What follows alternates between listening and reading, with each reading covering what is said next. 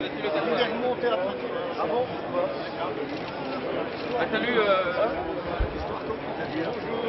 Michel. Ça va. Non, non, non, non. Ne me gâche pas le prix. Non, toi. Qu'est-ce que tu me dis? Ça va?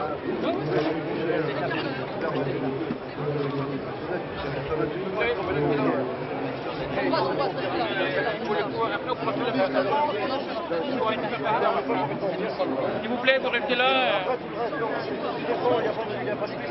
Vous pouvez pas avoir un mec du service d'ordre ici là? Vous pouvez emmener un service d'ordre là? Pour qu'on puisse s'asseoir.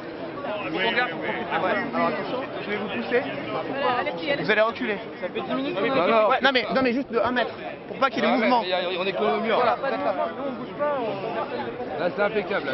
C'est juste aller s'asseoir. Les asseyer, c'est parfait.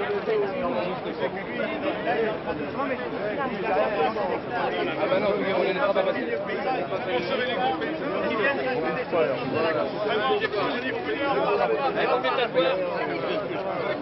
Non mais ça c'est bon, ils vont s'asseoir. Que ça soit. Ouais, attends, voilà. Mais regarde, Parlez pas comme ça. mais je savais moi que vous étiez raisonnable. N'inquiétez pas, on va se dire. Je suis raisonnable. Mais oui, les gens raisonnables. Ah, mes amis, ouf, que ça fait du bien de s'asseoir un peu. Voilà. Viens là. Viens, approche. Voilà. Ton projet pour l'agriculture. Non mais je Justement, de voir. Si une partie d'entre vous est écrite participer à sa rédaction, j'y avais vous. Voilà. D'abord, est-ce que vous voulez un café? Oui, je peux faire. Ah oui. Vous laissez passer le café, s'il vous plaît? Ramène un café. Parce que là, normalement, j'étais en mode.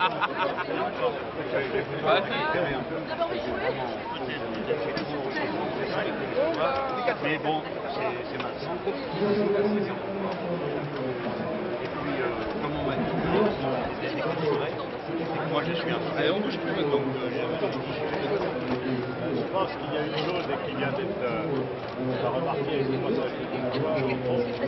Il y a vraiment aujourd'hui quelque chose dans l'orientation de l'agriculture, c'est que sa gestion qui est vraiment insupportable. C'est que tout est phagocyté par un syndicat, et ça c'est vraiment un déni permanent de démocratie. Et ce qu'on attend vraiment, c'est qu'il y ait un changement par rapport à ça. On ne se retrouve pas avec la FNSEA qui phagocyte tous les sièges au CESE par exemple, qui se retrouve avec tout le pouvoir, qui se retrouve avec tout l'argent. Il y a plusieurs rapports quand même qui sont arrivés. Il y a eu le fameux rapport Perruchot, pseudo-secret qui est ressorti, qui montre à l'évidence que l'argent aujourd'hui est un élément essentiel de la lutte politique de la FNSEA pour garder le pouvoir. Parce que c'est par ça qu'ils maintiennent tout le pouvoir sur l'agriculture, et on attend aujourd'hui des politiques qui mettent un terme à cette situation qui est intolérable. Et moi j'attends de vous que, si je peux me permettre, des paysans en général, des paysans et de la coupe aussi, on peut dire des choses comme on les sent. Des paysans, notre vision des choses, lui a imaginé une autre agriculture que celle qu'on a, l'agriculture capitaliste productive. Et la conclusion, je ne vous encombre pas toute la démonstration de ce qu'est notre vision des choses, vous poussez beaucoup des vôtres travaillent dans nos commissions. Donc, certaines porosités entre nous, mais tant mieux, parce que c'est pas ça. Mais vous avez vu que ça dépend de l'agriculture paysanne, de la relocalisation de l'agriculture. Tout à l'heure, on discutait de tromper des productions. Et est-ce qu'une agriculture relocalisée serait inapte à faire autre chose que son bassin? Je ne crois pas voir. Si l'agroalimentaire est organisé aussi sérieusement, ces choses s'interconnectent. Il n'y a pas opposition entre une agriculture relocalisée et une agriculture capable de satisfaire les besoins de tout pays, par exemple, et pas simplement d'un bassin. Bon, en attendant, si je suis le plan, et d'ailleurs, comme c'est vous qui en avez tiré une partie, vous ne pouvez pas dire le contraire, il nous faut 300 000 agriculteurs de plus. Oui. Rapidement. Oui. Rapidement. D'accord. Occuper le territoire rapidement. Gros problème. Parce que primo, 60% de l'agriculture à la retraite. Donc qu'est-ce qui se passe si on n'est pas capable d'empêcher que se précipite l'accumulation des terres? Et tout à l'heure, on a rencontré les jeunes de la FNSEA, apparemment, c'est quoi leur souci? Non, mais ça, c'est la société. Dès qu'on a commencé à dire, notamment la finance, une taxation des terres agricoles proches des villes, etc., on nous a hurlé dessus qu'on allait déposséder les paysans. C'est pour ça que je dis qu'il y a besoin d'un coup de main, pardon de parler comme ça. Mais il faut quand même que ça vienne de la paysannerie, qu'on explique que c'est pas le sujet. Que s'il n'y a pas une barrière qui est mise, il n'y a rien qui arrêtera. Celui qui aura racheté des terres en grande quantité, parce qu'il a déjà atteint la taille qui lui permet d'en racheter encore d'autres, de vendre à la marge, et puis tous les 2, les 3 ans, d'en vendre un bout à la ville. Et quand on regarde aujourd'hui l'un des enjeux, c'est qu'on s'aperçoit que c'est dans les régions les plus difficiles de montagne en particulier, que la population active agricole est la plus jeune. C'est dans les régions de plus grande culture, où il y a des fermes les plus grandes, où il y a de l'activité publique par paysan qui sont donnés, que la population active agricole est la plus âgée. Donc il y a bien un choix politique à faire là, au moment du passage en retraite. Est-ce que ces fermes-là, c'est pas l'occasion justement de reposer la question d'en faire 2 ou 3 vous êtes d'accord avec ça ou pas? Oui, on est d'accord, mais on il faut que les sans-faire travaillent autrement, que les pouvoirs publics soient dedans, et deuxièmement, qu'on mette une limite à l'exploitation. Ça répondra pas à tout. On est complètement d'accord, bien évidemment. Mais ça répondra pas. L'état d'esprit des paysans à l'heure actuelle, et entre autres des éleveurs, c'est l'inquiétude. Parce qu'ils ne savent pas demain s'ils sont encore paysans, avec quel revenu, quelle deviendra leur ferme. Donc, qu'est-ce qu'on a besoin? Qu'est-ce qu'on a besoin pour le renouvellement des générations? Qu'est-ce qu'a besoin le monde paysan? Il a besoin de lisibilité. Donc, on a besoin de régulation européenne. Ça, c'est clair que s'il n'y a pas de régulation, allez vous faire voir. Et on a besoin d'une volonté politique forte pour que la répartition des marges se fasse différemment. Parce que les producteurs, tout ce qu'on en a, ah, mais la FNSEA m'a dit que ça s'arrangeait, que c'était très bien, que vous avez négocié. Non, c'est tellement négocié que Lactalis dit aux producteurs de lait, de toute façon, mon contrat, vous le signez avant le 31 mars, sans ça, allez vous faire voir. Donc les choses qui s'améliorent d'un côté, visiblement, sur le terrain, c'est pas ça la situation. Après, sur le foncier, les affaires, oui, ça c'est une chose. Mais la grande partie des changements d'usage des terres, c'est par fermage. Non, mais par fermage. Je conviens sur le produit, là, à l'instant, parce que juste pour terminer l'affaire, on sort de la FNSEA, nous leur avons dit il faut réguler, il faut recommencer les stocks, les quotas, etc. Oui. Bref, planifier. Eux, ils n'aiment pas le mot, c'est quand même ça qu'on a fait pendant longtemps. Pour nous, pas du tout, puisqu'on est pour la planification écologique. Et on nous a répondu, on ne peut pas le faire parce que l'Europe, blablabla, partout, on connaît le truc. Et donc, comme on ne peut pas répondre à ce niveau-là, on va répondre à l'autre niveau, c'est-à-dire en se collant à la production, en faisant négocier entre eux les intermédiaires et les producteurs. Oui. Voilà. Nous, on ne dit pas ça. Nous, on dit qu'il faut un coefficient multiplicateur fixé par l'État, voilà, sur les produits, et qu'on garantisse le produit agricole. Oui, c'est lui qui fait tout ça. Et à l'autre bout, augmentation des salaires d'ouvriers pour que les gens puissent accéder à un produit agricole qui, naturellement, doit être payé à sa valeur. Mais c'est simple, eux, ils sont uniquement sur la compétitivité. C'est leur obsession, c'est la performance, compétitivité. Donc toutes les réponses sont des réponses en termes de compétitivité. Contractualisation, les interprofessions telles qu'ils les conçoivent, pas de régulation, parce que c'est la compétitivité du système libéral. Et donc forcément, ils sont à l'opposé de ce que nous on propose, de ce que tu proposes toi, pour relocaliser l'agriculture, tenir compte de la qualité de l'alimentation, avoir un lien direct entre le producteur et le consommateur. Il faut véritablement une politique des prix mettre en place, il faut l'imaginer rapidement. Mais en plus, il faut impliquer tous les acteurs locaux, qui sont les élus notamment, pour justement installer des agriculteurs partout où c'est possible.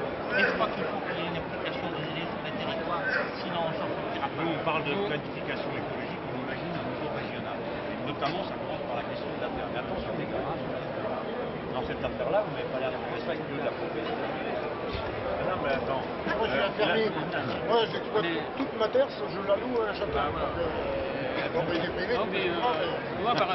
Mais attends, on n'a même pas parlé de collectivité des terres. On a seulement dit qu'aujourd'hui, il y a des moyens qui sont donnés, beaucoup plus à certains cas. Il y a des fermes qui sont très concentrées et qu'on a là la possibilité de le faire sans même spolier qui que ce soit, puisqu'il y a beaucoup de paysans qui vont partir en retraite sur des grosses fermes.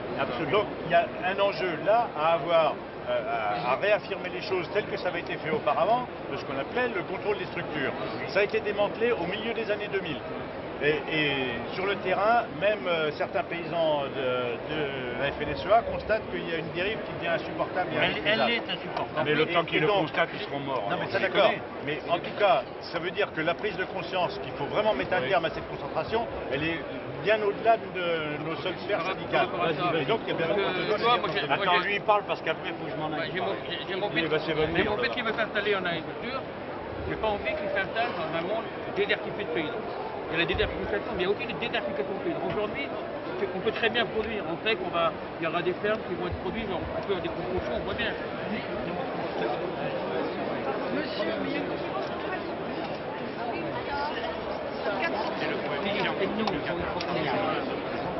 Merci camarade. Allez, merci de m'avoir accueilli.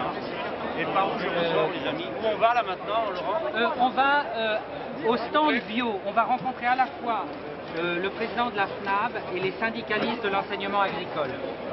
Et là, il y a 2 minutes, il y a le président de la coordination rurale. Derrière vous, les gens. Vous avez les responsables. Vous n'avez pas prévu de parler au stand des jeunes et ça nous dérangeait quand même.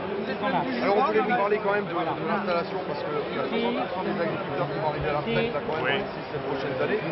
Alors dans l'élevage et en fruits et légumes, c'est un vrai enjeu. Alors pour une fois que dans la PAC on obtient un peu plus de moyens pour l'installation des jeunes, pour avoir de l'argent sur les 2 piliers, il faudra que vous nous suiviez quand même sur la mesure.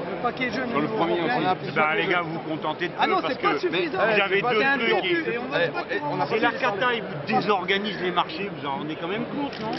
Alors, non, mais attendez. Qu'est-ce que vous voulez être les meilleurs sur le marché? On a 2 points, monsieur. Oui. On parle Allez. de l'installation ou des filets. Nous, on veut parler de l'installation, c'est notre cœur de métier. D'accord. bah ouais. L'installation, on se voit au niveau de l'impact pour avoir des aides qui vont arriver sur le premier pilier sur Oui. l'installation. C'est un premier, on est d'accord, c'est pas suffisant. On veut continuer, on veut avoir plus sur l'installation et après sur le soutien des filières. Par contre, on aura besoin d'avoir une PAC forte et c'est là-dessus que j'attends un peu aussi vos réponses. Qu'est-ce que vous nous proposez concrètement sur un surplus sur les installations au niveau européen et en plus sur les aides sur Mais moi, l'organisation je des filières. rentre pas dans le C'est ça truc. qu'on veut. Oui. C'est pas de dire ça va pas, c'est qu'est-ce que vous nous proposez pour que ça aille mieux demain. Oui, ben taisez-vous 2 secondes et je vais vous le dire. Ah, Non, mais je vous reconnais, écoutez-moi. je vous avais perdu. Ah, C'est bah, d'habitude quand même. que je vous vois à la télé en train de... Et vous avez Bon. vu, j'arrive même à vous empêcher de Écoutez-moi. parler 1 minute. C'est pas mal ça déjà. C'est un bon début.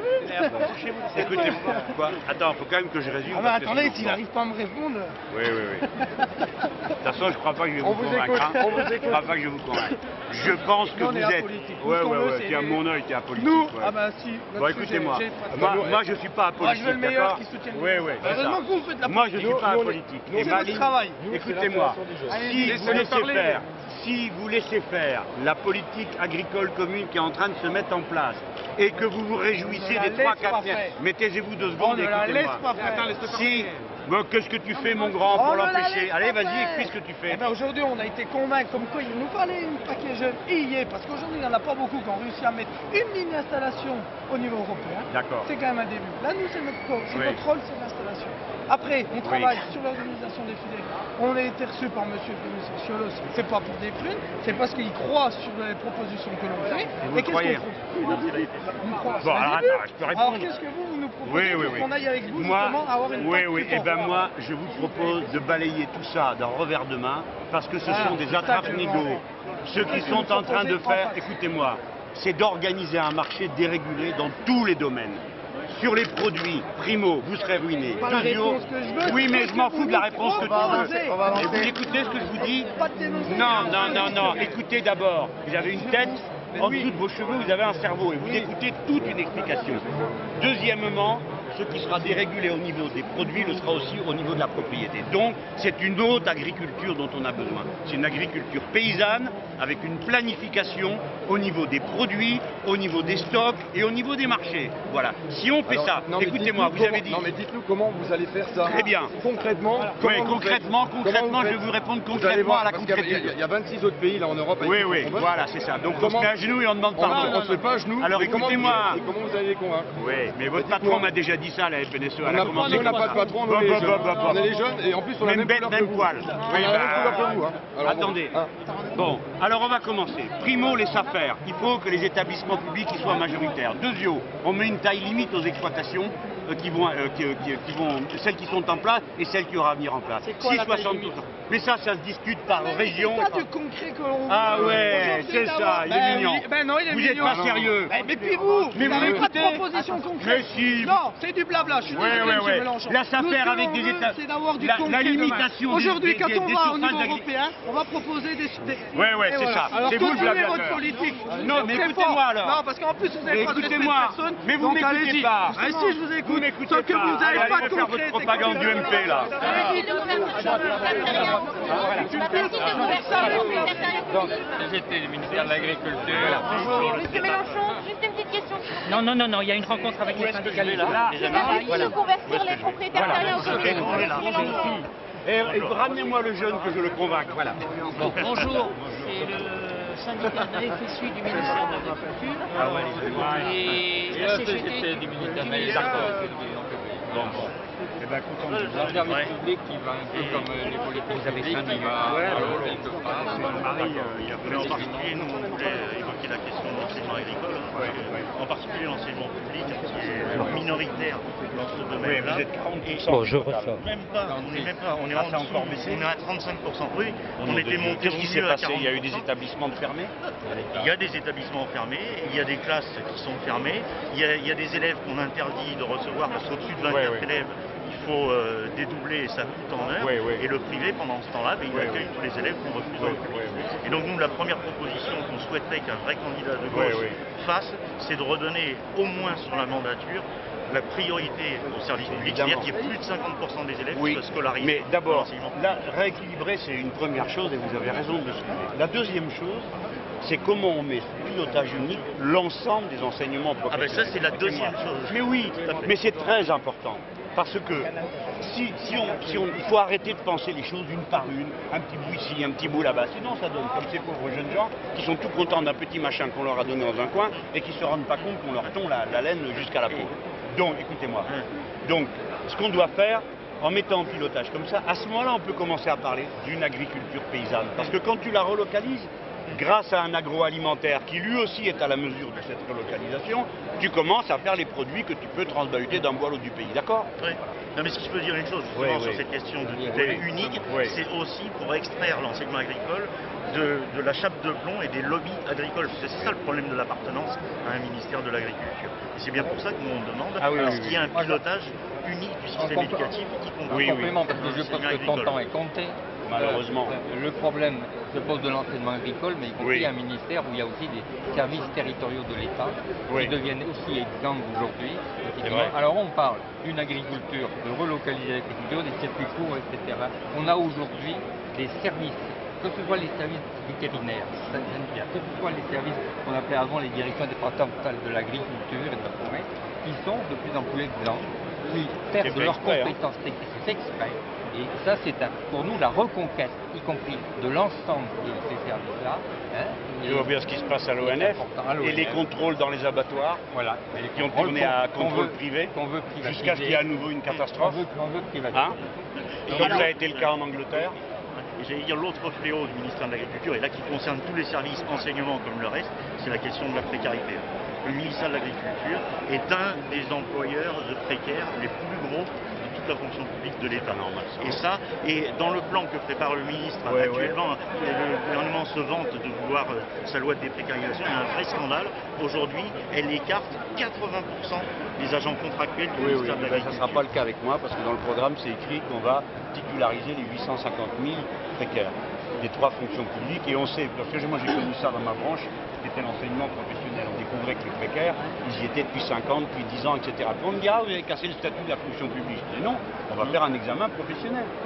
C'est réglé, parce que c'est pas un concours, un examen professionnel. Tu vérifies juste que le gars ou la fille sait faire. Parce qu'en gardant des gens en CDI, c'est plus ça, casser le statut de la fonction. Mais bien sûr, et puis c'est créer de l'angoisse permanente pour les gens. Et comment on rend un service de qualité quand on est là? Bon, allez les gars, merci, je fais que passer. Merci, juste pas m'en vouloir. À qui j'ai pas dit bonjour ou au revoir, ceux qui ont des badges là. Jean-Luc, je suis là. Eh, tu viens me voir après parce que sinon on peut pas. Il faut qu'on termine la discussion. Je vais vous convaincre. C'est-à-dire, je vais vous convaincre. On va à l'agriculture. On va à l'agriculture. Vas-y, Laurent. Faire un apéritif au centre. Non, mais putain. Bon. Guillaume, votre pouvoir. C'est la bonne nouvelle de la journée. La chambre d'agriculture. On n'est pas en train de pousser. Derrière vous, il y a des gens qui ont mis la le travail. Et puis, c'est au hasard. Avec la on a posé des opérations. Et là, des opérations qui sont sans priorité en disant on met tout en œuvre pour développer la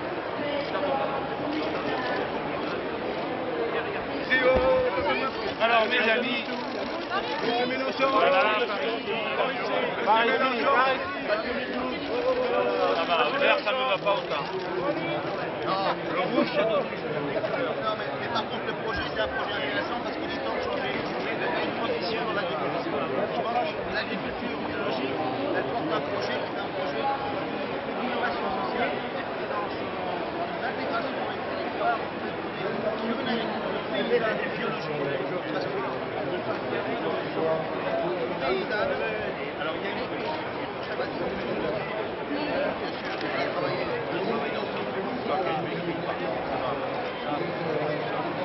mais il faut bien faire. Il ne faut pas prendre des choses.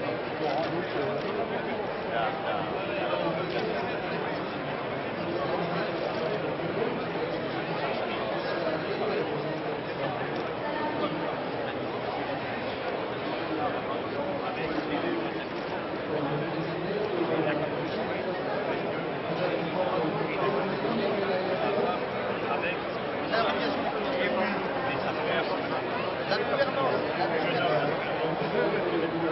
après la préservation de votre territoire. Après, on est dans la guerre. C'est content qu'on a et après, comment on en fait. C'est ça, au cœur de l'agriculture. C'est pour ça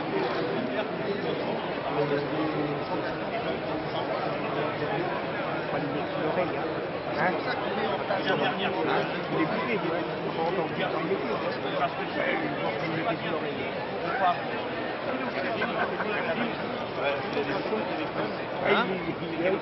Il est occupé là. Oui, c'est que les gens parce que des gens bien nourris, travaillent mieux, payent mieux dans leur vie. Donc évidemment, regarde dans les familles, c'est pas le regardez chez quelqu'un qui est pas malade, qui est en meilleure santé, qui a envie de bosser. C'est pour ça, attention, il y a mis au calme les paysans.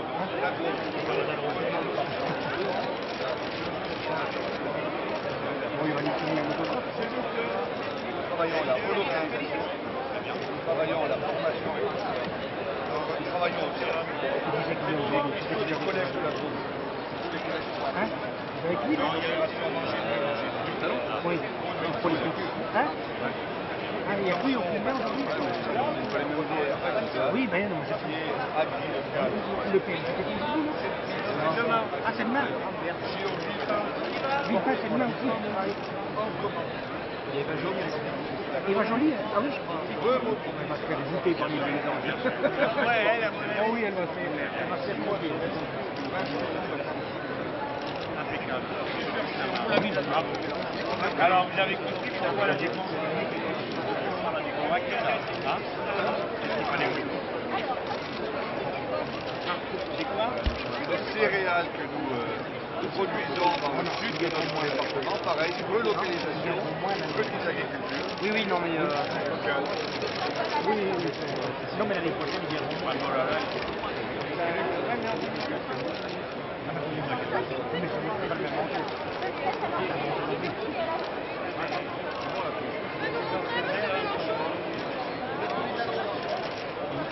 Là, le producteur de Et tu le donnes à la cantine, ça? Non. Ah, voilà. Hein. Ça peut aller. Moi, j'ai pas pu l'avoir.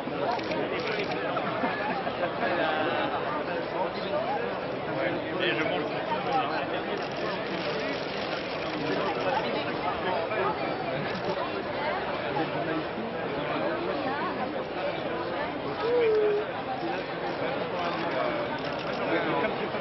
Et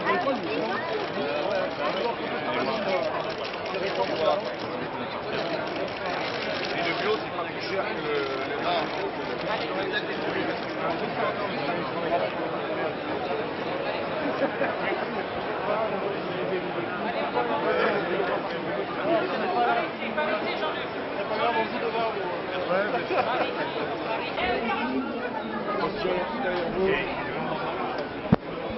C'est moi qui peux aider. C'est un roublard le mec.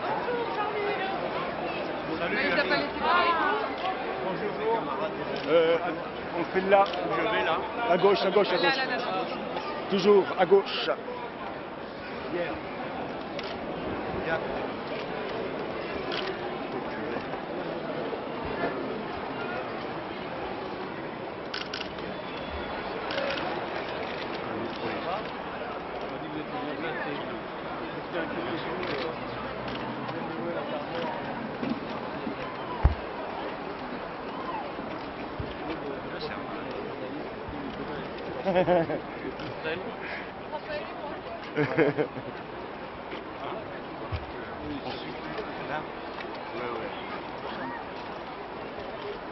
C'est bien parce qu'après.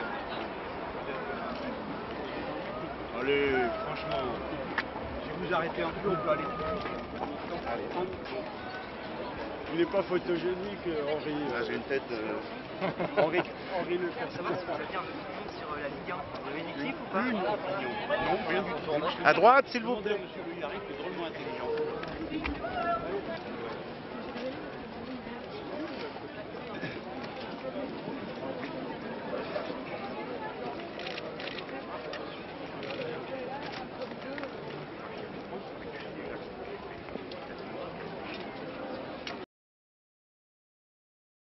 Professions agricoles, mais en moyenne, c'est le cas, et dans certains secteurs, nous sommes à la limite de la bascule dans le néant. Nous sommes très inquiets de la mise en œuvre de la prochaine PAC, qui finit de déréguler l'agriculture, en particulier avec la suppression des quotas laitiers, qui devrait, alors que c'était un secteur, somme toute, assez bien organisé, on avait eu du mal à convaincre de l'importance de ces quotas, connaître bientôt les crises cycliques qui affectent tous les secteurs qui sont libéralisés. Face à quoi le Front de gauche a fait un très très important travail. Et le programme agricole du Front de gauche, j'ai la fierté de le dire, est certainement celui qui est le plus complet, le plus détaillé de tous les programmes qui sont présentés à cette élection présidentielle. Je suis meilleur expert, il y a meilleur que moi dans ce domaine, mais j'ai assez suivi tout le travail qui a été fait au cours des 3 dernières années, c'est-à-dire que depuis l'origine du Front de gauche, le travail a été fait en commun pour aboutir à ce résultat. Pourquoi ? Ça peut paraître paradoxal que le Front de gauche, qui a plutôt une connotation ouvrière et urbaine, comme d'ailleurs la majorité de la population de notre pays, se préoccupe à ce point de questions agricoles. Pourquoi ? Parce que l'agriculture est le point de départ. Et la question de la souveraineté alimentaire commence tout le cycle qui permet ensuite toutes les autres formes d'émancipation. Et au fond, c'est autour de la question de la relocalisation agricole et du modèle d'agriculture paysanne que nous avons un des points d'entrée qui permet de penser ce que nous appelons la planification écologique, comment les différentes parties de la production se touchent, se rejoignent. Voilà, ça c'est mes mots d'entrée en matière. Alors assez classiquement, nous sommes allés voir la FNSEA, qui apparemment n'a pas changé d'avis depuis la dernière fois, et se contente toujours de nous dire, bon, nous on entend, c'est la principale organisation professionnelle. Bon, j'ai cru comprendre, mais peut-être que moi je ne suis pas assez bon observateur, mais il me semblait un peu plus inquiet que l'année dernière, tout en étant extrêmement satisfait du modèle de négociation qu'ils ont mis sur pied, qui d'après eux devrait remplacer avantageusement la régulation qui avait cours jusque-là. Moi je ne le crois pas du tout. Je ne crois pas du tout. Mais je pense que certains secteurs de l'agriculture qui sont déjà passés dans un modèle productiviste absolument effréné ne voient pas d'un si mauvais œil que ça la dérégulation générale. Après, nous sommes allés voir locuteur pour nous, parce qu'aussi bien il s'agit de convaincre et non pas de contrainte. Voilà, je m'arrête là sur le sujet pour l'instant, et je me tiens à votre disposition avec mes amis pour vous répondre. Ça, je me doutais qu'ils allaient vous intéresser. Ils sont venus à 2 reprises vous voir. La deuxième fois, ils sont venus vous demander sur les 300 000 installations que vous prenez dans votre programme pour les jeunes, comment est-ce que concrètement vous pouvez mettre en place ces 300 000 installations? Est-ce que vous pouvez nous répondre? Bien sûr, mais ils ne m'ont pas laissé le temps de le faire. D'abord, c'est une vision globale qu'il faut avoir de la chose. On n'a pas décidé de faire 300 000 emplois agricoles parce que le chiffre nous plaisait, mais parce que ça correspond à la réorganisation d'une agriculture que nous appelons agriculture paysanne pour faire état d'un vocable que tout le monde comprend et entend. Cette agriculture, ce n'est pas l'agriculture productiviste. C'est une agriculture qui relocalise les productions. Par conséquent, pour pouvoir la mettre en place, et c'est ça dont on n'arrive pas à discuter avec eux, il faut des mesures d'organisation du partage de la terre. On va appeler ça, j'ai fait bref, le partage de la terre. Et donc de contrôle de la taille de l'exploitation. Si 60%, je le redis, des agriculteurs vont partir à la retraite, alors que vont devenir leurs terres? Il y a 2 possibilités. Elles sont récupérées par les magnats de l'agriculture, qui les rachètent, et les SAFER laissent faire. Pourquoi les SAFER laissent faire? Comment pourraient-elles ne pas laisser faire? Il faudrait que la représentation paysanne d'une part et la représentation des pouvoirs publics y soient plus fortes. Madame Ravinel, tout se tient. Si on commence à cet endroit-là, la SAFER, à dire qu'on ne laissera pas la concentration continuer, il va de soi qu'il y aura plus d'exploitation, donc plus d'agriculteurs. Et si en plus on y ajoute qu'on veut relocaliser les productions agricoles, alors il faudra plus d'agriculteurs. Voilà comment les choses se tiennent et comment les experts sont arrivés à évaluer à 300 000. La discussion que nous avons entre nous, c'est que moi je suis à peu près certain que les 300 000 on ne les a pas. Et que même en faisant un énorme effort, ce qui sera le cas avec cette redistribution des terres pour implanter les jeunes agriculteurs, ça n'y suffira pas. Donc le problème de la formation des jeunes agriculteurs et agricultrices est posé. Donc celui du maillage du territoire avec les lycées agricoles, qu'ils soient privés ou publics. Et IPSE va avec, compte tenu de ce qu'est l'agriculture aujourd'hui, l'organisation de tout le maillage de l'agroalimentaire dans le pays. En particulier un agroalimentaire qui lui aussi soit moins marqué par le productivisme, l'abus de tout ce que vous connaissez, et aller plutôt vers des productions de qualité qu'on peut ensuite sortir de leur bassin d'exploitation. Donc ça veut dire l'agriculture, la relocalisation et l'agriculture paysanne ne veut pas dire qu'on va essayer d'organiser une espèce de souveraineté alimentaire à l'échelle d'une région, ce n'est pas le sujet. Ce qui est sûr, c'est qu'à travers cette redistribution de la terre, on va pousser une diversification. Tous les départements, on observe en France que les départements où la diversification agricole est la plus grande, c'est là qu'on a la plus grande stabilité de la population agricole. Et que la mono-industrie, comme la mono-agriculture, tue tout ce qui est autour d'elle. Voilà la réponse que je lui aurais fait, mais il aurait fallu qu'il accepte de discuter des structures, et qu'on accepte aussi de discuter par exemple de la surtaxation des terres qu'on vend à la proximité des villes, qui sont quand même aujourd'hui un fléau, parce que qui les vend, c'est naturellement ceux qu'on en a beaucoup, et qui grâce à ce type de vente, font des affaires, parce que pour eux, les hectares qui sont donnés à la ville ne sont pas aussi importants que pour le paysan dont c'est la base de son revenu.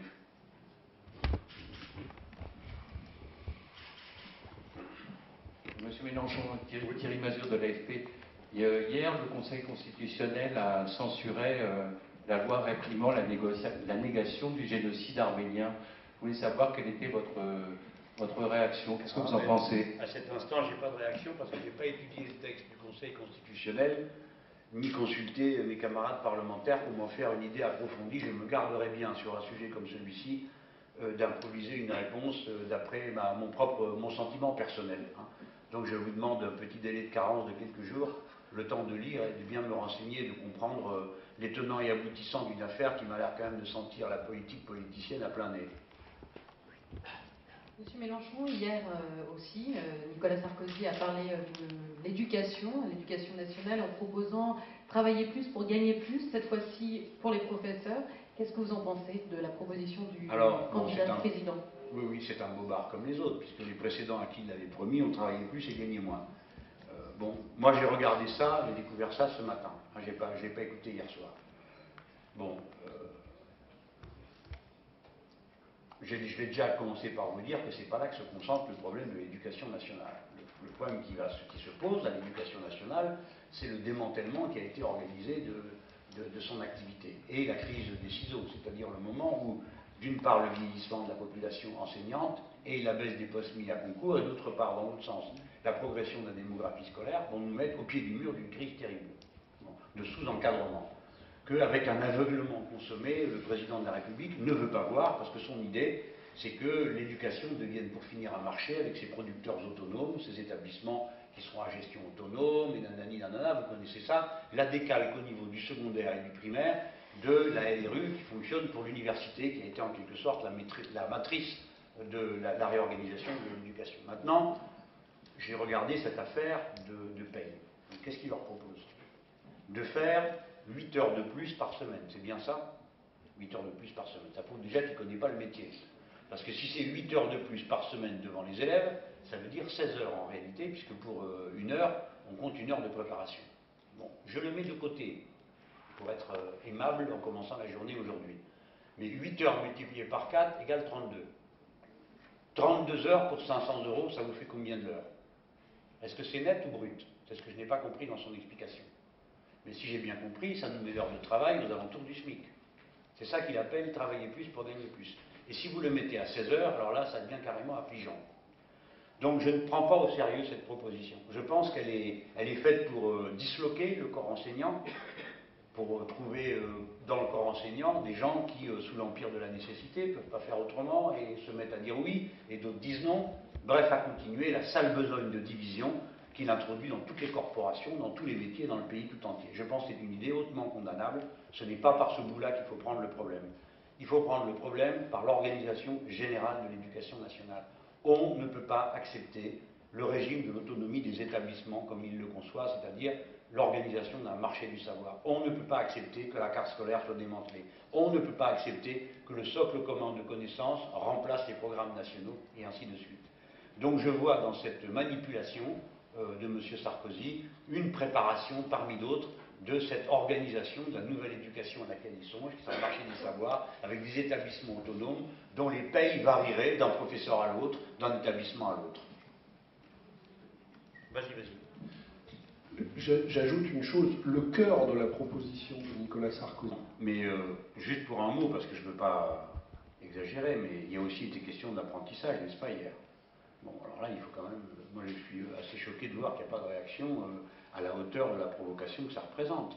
Parce que cette manie de vouloir pousser tout le monde dans l'apprentissage n'a aucun sens concret compte tenu des besoins de l'économie. Déjà, les patrons eux-mêmes ne veulent pas de cette masse de jeunes qu'on pousse vers l'apprentissage. On est à 500 000, maintenant il faudra en mettre 800 000. Où on va mettre une école, une entreprise n'est pas une école. Hein. Là, vous voyez, je le prends du point de vue patronal, du point de vue de l'intérêt de l'économie. Il nous faut le plus possible de main-d'œuvre qualifiée de niveau bac pro. Or, nous sommes plafonnés aujourd'hui à 50% de la population scolaire de l'enseignement professionnel qui s'arrête au BEP. Donc on a un énorme effort à faire. C'est ça l'effort à faire. C'est pas d'envoyer tout le monde dans l'apprentissage. Et alors, je ne sais pas pourquoi, d'une réunion à l'autre, il va et il dit il faudrait que le bac professionnel, la dernière année, tout le monde soit en alternance. Mais ça n'a aucun sens, c'est déjà le cas. Je rappelle qu'il a lui-même raccourci de 4 ans à 3 ans le cycle de l'enseignement professionnel, qui est absurde parce que l'échec scolaire a aussitôt dire à l'instant Pierre, c'est qu'en réalité, tout ça pour lui, ce sont des détails. Hein. La vision d'ensemble, c'est démanteler tout ça, une charge de l'enseignement moins lourde sur le budget de l'État. C'est l'idée que se font les libéraux qu'en privatisant l'enseignement, tout ira mieux comme dans toutes les branches.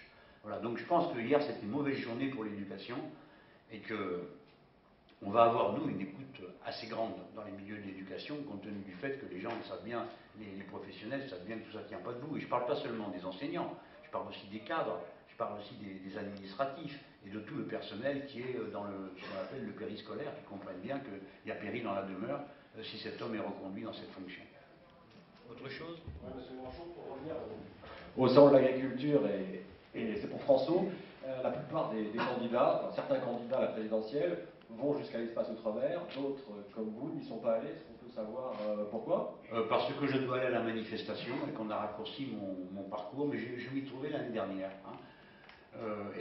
C'est pas du tout par désintérêt, vous l'imaginez bien, tout le contraire. Parce que si la planification écologique a un sens, c'est bien dans les Outre-mer et en particulier dans tous les territoires insulaires. Je mets de côté ceux qui ne le sont pas, encore que. Hein. La Guyane, pour moi, c'est un territoire insulaire dans l'Amazonie. Mais dans tous les territoires insulaires, nous sommes accablés par les maux que représente l'agriculture productiviste, de deux manières. Premièrement, les produits qui arrivent de l'extérieur et qui anéantissent les efforts locaux. Bon. Ça, c'est un modèle d'organisation, non seulement de l'agriculture, mais de l'économie des îles. Hein. C'est les transformer, ça c'est l'Europe qui veut ça, la concurrence libre et non faussée. Et les territoires insulaires français de l'outre-mer sont transformés en une espèce de hub, hein, où on passe des marchandises qui sont à destination des continents voisins, dont on ne se soucie pas de savoir au juste comment ils vont les accueillir et quelle dévastation ils vont y faire. Pensez par exemple au rôle qu'on veut faire jouer à La Réunion, qui aujourd'hui va si mal, hein, pour débarquer sur le continent africain les marchandises qui arriveraient en transitant par notre île. Bon. Ça c'est pour le modèle général. Pour le modèle agricole, c'est évidemment l'interdiction qui est faite de protéger l'agriculture locale. Bon, si on ne la protège pas, elle ne peut pas survivre. C'est aussi simple que ça. Bon, vous ne pouvez pas avoir une agriculture vivrière qui tient debout si les portes et les fenêtres sont ouvertes en or. Voilà. Donc on est obligé de mettre une protection. Je sais bien que cela conduit à un enchérissement du coût des produits. Bon, il y a mille manières d'éviter cet enchérissement, et notamment l'agroalimentaire peut jouer son rôle. Je reviens à l'exemple de l'île de La Réunion, puisque vous savez, premièrement qu'elle va mal, deuxièmement que nous y avons des amis extrêmement actifs, et en particulier que ma candidature y est représentée par le député Younous Omarjee, qui suit ces dossiers de très près au Parlement européen. Bon. À La Réunion, ils ont imaginé un modèle cohérent, qui partait de l'idée de l'autonomie énergétique de l'île, et qui donc construisait à partir de cette idée initiale, qui conduit à l'organisation d'un système de formation, de production des instruments dont on a besoin, et permet de déboucher comme ça, par effet de continuité, y compris sur le modèle agricole. Voilà. Je recommande qu'on réfléchisse, enfin je signale, pardon, que tout ce qui avait été imaginé sur le plan de l'autonomie énergétique, en particulier, on voulait utiliser beaucoup l'énergie géothermique. Je dis on voulait parce que tout ça a été abandonné par la droite qui a pris le contrôle de la région. Le recours à l'énergie géothermique dégage des excédents de chaleur qui sont réutilisables d'une manière absolument fantastique sur les productions vivrières. Hein. Ce qui veut dire que La Réunion aurait eu de cette manière-là des perspectives qu'elle ne peut plus avoir aujourd'hui. Et comme vous savez, c'est le prix des produits, et notamment de l'énergie, qui a mis le feu aux poudres là-bas. Hein. Voilà. Donc c'est pas du tout des intérêts, c'est l'inverse. Hein. Une île a toujours été, les territoires insulaires sont toujours des miroirs grossissants. Pour les uns, c'est un handicap, mais ça cesse d'être un handicap quand on comprend que c'est un défi et qu'on a les moyens techniques et matériels de les dominer. Autre chose? Oui, bonjour. Je ne vous entends pas, Madame Desmolières. Alors je parle plus fort. Dimanche soir, Jean-Marie Le Pen vous a proposé de débattre. Qu'est-ce que vous en pensez? Vous acceptez cette proposition? J'ai pas compris qu'il me le proposait, ça avait plutôt l'air d'une convocation, non? Bon. Alors, nous allons y réfléchir, parce qu'il se trouve que là, je me trouvais en congé pour quelques jours, et je vais y retourner tout à l'heure, et ce genre de décision dépend de notre collectif. Nous allons examiner ça. J'ai vu qu'il comptait m'enlever mon caleçon. Je lui dis qu'il arrive trop tard, je suis déjà un sans-culotte. Et puis, j'ai l'impression d'être en quelque sorte pris en otage d'une querelle de famille. Parce que lui, il faisait cette intervention pour désavouer sa fille qui ne voulait pas discuter avec moi, et elle, le lendemain, lui dit qu'elle n'a rien à fiche de Brasillac et des antisémites, et que ça regarde son père. Alors donc, si ces gens-là voulaient bien me lâcher, moi, naturellement, je suis porté à débattre avec Madame Le Pen, pour la raison qu'elle est candidate à l'élection présidentielle. Voilà, bon. Alors elle me méprise.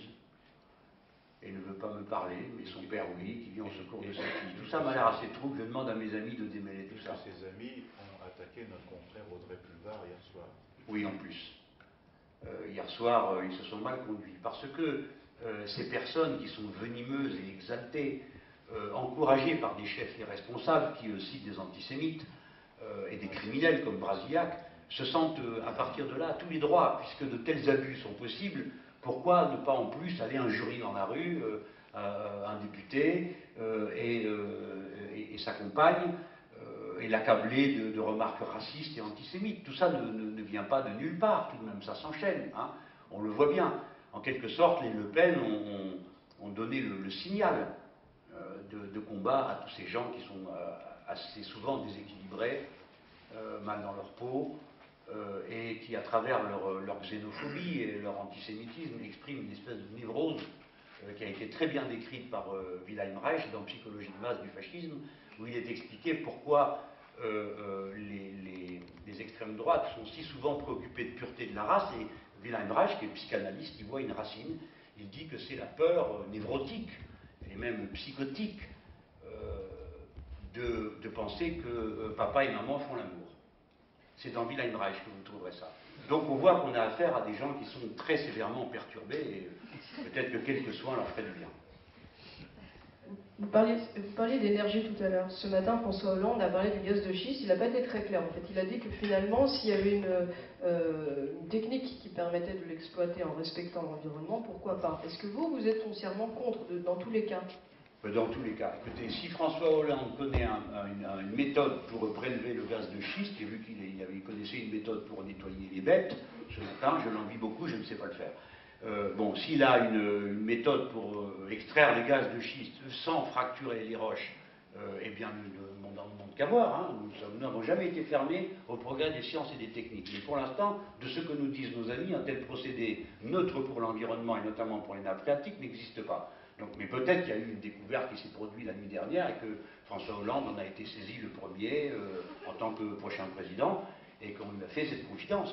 Mais en attendant, nous, on ne connaît pas. Mais si on connaît, s'il y a, on est prêt à l'examiner. Mais je pense qu'il faut éviter, dans des domaines aussi sensibles que ceux-ci, où des luttes sont engagées, hein, où des gens qui ont bien travaillé leur affaire, qui ne sont pas des irresponsables, qui racontent n'importe quoi, qui ont mobilisé des gens, qui ont fait des collectifs, qui ont fait des manifestations, qui se sont expliqués, qui ont présenté des dossiers techniques, je ne crois pas bon, je ne crois pas utile de les ridiculiser ou de marginaliser leur point de vue en laissant entendre qu'au fond, ils ne connaissent qu'une partie du problème et que quelques grands esprits, par ailleurs, du fait de son investiture à une élection présidentielle, connaît mieux le dossier. Moi, pour l'instant, je m'en tiens à ce qu'on m'a enseigné dans ces collectifs, et ce qu'on m'a enseigné, c'est qu'il n'y a pas de méthode qui permette de prélever ces gaz sans fractionner les roches, et on ne peut pas le faire sans affecter profondément l'environnement, et en particulier les nappes phréatiques. Monsieur Mélenchon, le même monsieur Hollande s'est prononcé avant-hier soir pour une taxation accrue des plus riches. Qu'est-ce que vous pensez de sa proposition et que vous inspirent les commentaires du genre il vient chercher les voix du front de gauche? Bon, quand une idée avance, je suis content. Voilà. Une campagne électorale comme la nôtre, c'est une campagne d'éducation populaire. On fait avancer le niveau de compréhension de tout le monde. On désintoxique. Donc il se trouve qu'un des avantages collatéraux de cette technique a peut-être conduit à désintoxiquer de leur fascination pour l'accumulation nos amis et nos camarades socialistes.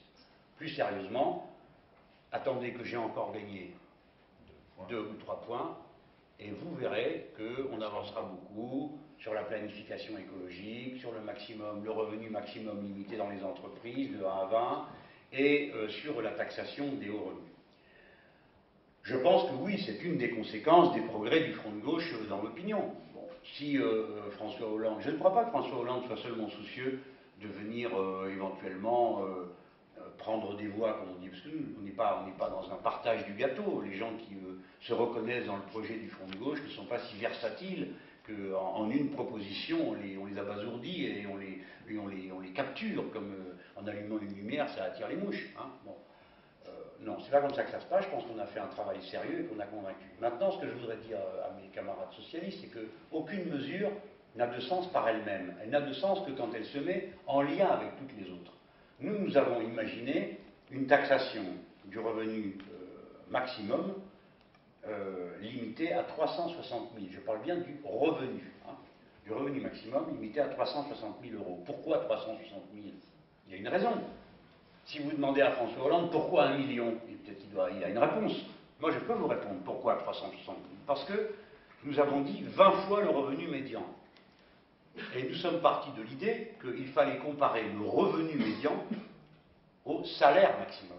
Et que comme on interdisait un écart plus grand que de 1 à 20 pour le salaire maximum dans les entreprises, il fallait interdire un écart plus grand que de 1 à 20 pour les revenus.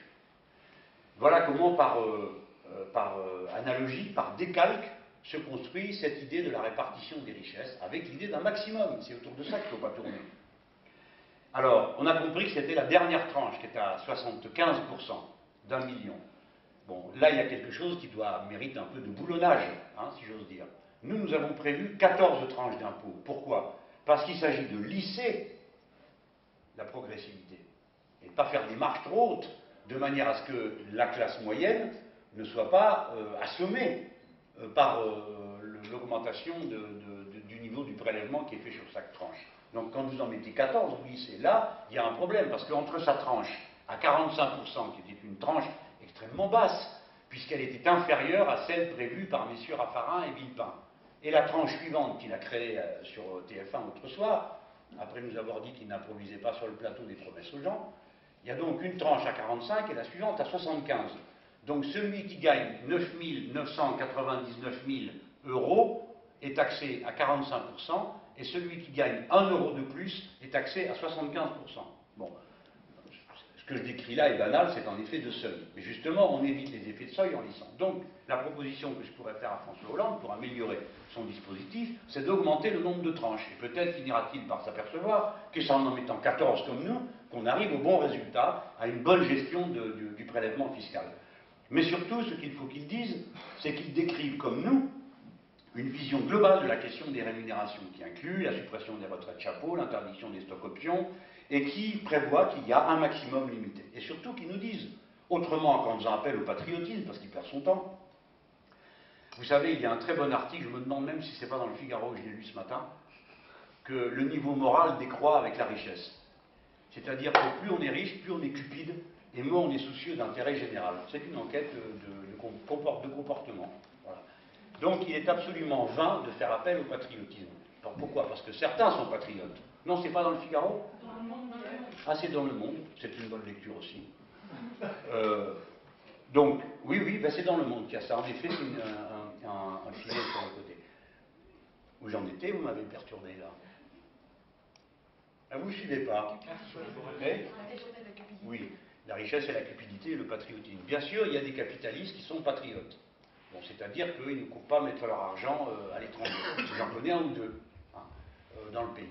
Mais on ne peut pas simplement s'appuyer sur la bonne volonté. C'est la raison pour laquelle je suggère à François Hollande d'introduire dans son programme ce qui se trouve dans le programme du Front de gauche. À savoir que ceux qui se sauvent avec leur argent seront rattrapés. Et comment? En faisant comme font les États-Unis d'Amérique, c'est-à-dire en demandant État par État la liste de nos ressortissants qui sont cachés chez eux, et qu'on les taxe de la différence entre ceux qui payent à l'État d'accueil, ce qui est bien normal quand même, qui payent leur impôt sur le revenu à cet endroit-là, et ce qu'ils paieraient en France. Or, comme nous savons qu'ils ne vont que dans tel ou tel pays, que parce que la fiscalité y est plus favorable qu'en France, il est clair qu'en faisant ce déménagement, ça ne leur rapporterait strictement rien. Et je rappelle que ce système est celui qui nous est appliqué, à moins deux à cette tribune, Patrick Le Yarrick et moi, puisque les députés européens, c'est comme ça que ça fonctionne.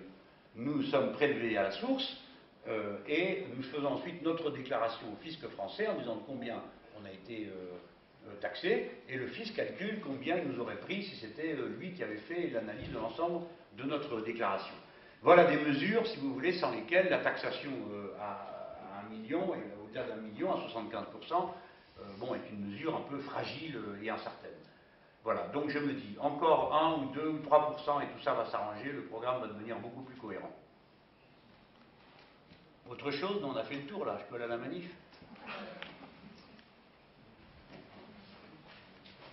Ah ouais, faut que j'y aille. Bon, merci à tous. Et navré pour la bousculade, hein, mais je ne vois pas qu'on pouvait faire autrement. Merci pour votre patience.